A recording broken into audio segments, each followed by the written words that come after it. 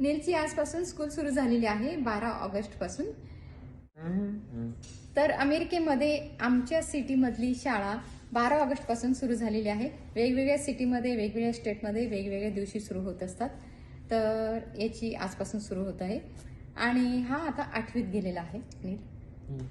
तर आता हा स्कूलमध्ये जात आहे आणि आमच्या इथे आता बस येणं बंद झाले तर ड्रॉप करावं लागतं स्कूलला. तर त्याचे पप्पा आता त्याला करतील ड्रॉप.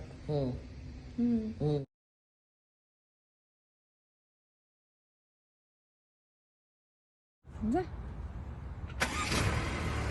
Bye bye.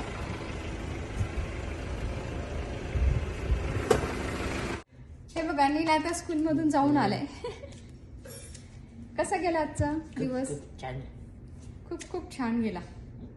काय केलं स्कूलमध्ये? कुछ नाही. शिकवलं नाही आज काही? बोलता येतं तुम्हाला? हे बघा. तर आज काही शिकवलं नाही. सगळी मुलं आली होती वर्गात? सगळी मुलं आली होती? नाही. किती अपसेट होती? 2 नव्हती आली फक्त, बाकी सगळी आली होती. पर क्लास 2 नव्हती.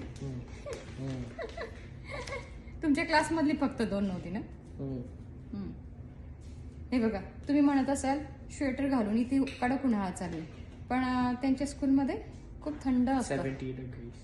70 डिग्री फॅरेनहाइट असतं.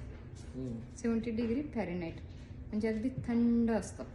त्यामुळे ना तुम्हाला जॅकेट घालूनच स्कूलच्या आतमध्ये बसावं लागतं क्लासमध्ये.